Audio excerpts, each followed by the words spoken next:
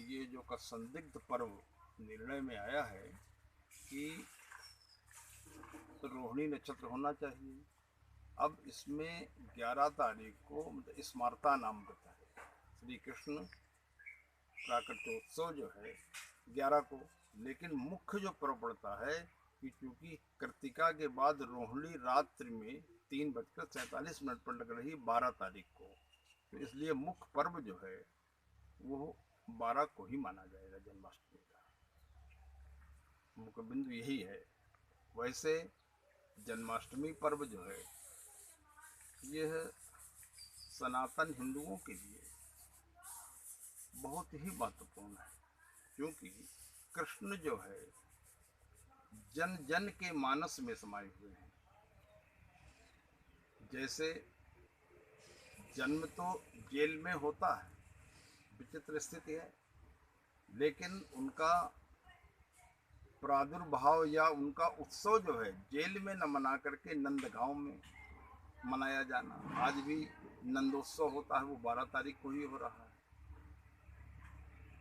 एक कृष्ण जी के विषय में आया है, वसुदेव सुतम देवम कंस चाणूर मर्दनम देवकी परमानंदम कृष्णम वंदे जगत गुरु।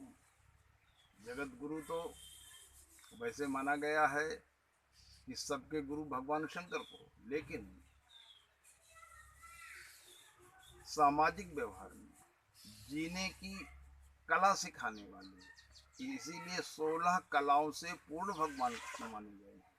16 कलाएं, जितने भी अवतार हैं उनमें भगवान कृष्ण का ही जो अवतार है वो 16 कलाओं वाला है। अर्थात गीता के उपदेश में आप देख लें कि वो चीज दिया जो विश्व, भारत की पहचान विश्व में बनाने वाला, कि सर्वधर्म को मानने वाले गीता का अध्ययन किसी न किसी भाषा में जो अनुवाद है उसको करते हैं। शास्त्री जी, रात में मध्य रात पूजा होती है कृष्ण जन्माष्टमी के दिन भगवान की, तो भक्तों के अंदर रहता है पूजा किस विधि विधान से की जाए जिससे अधिक से अधिक पुण्य लाभ अर्जित किया जा सके।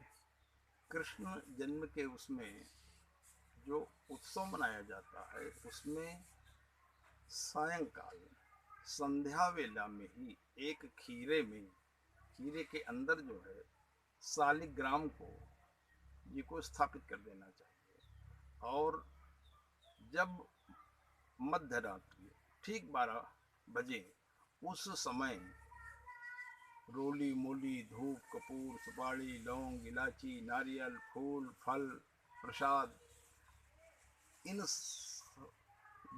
जितनी भी सामग्री है वो सब एकत्रित करके रख ले।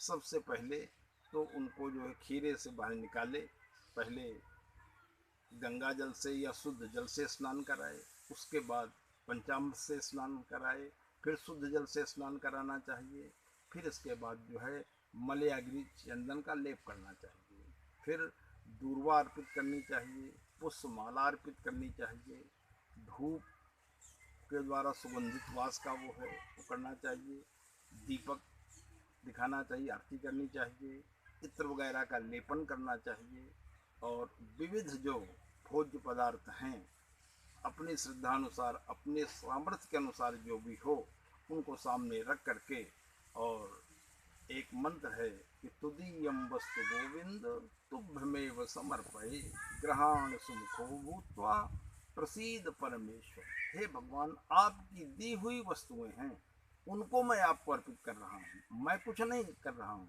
आपकी दी हुई जो भी आपने हमें उपलब्ध कराया है इस मानव जीवन में, उनके द्वारा श्रद्धा भाव के द्वारा हम आपका पूजन कर रहे हैं। श्रद्धावान लभते, जितनी श्रद्धा होगी जितना ही विश्वास होगा वही फलीभूत होता है मानव जीवन में।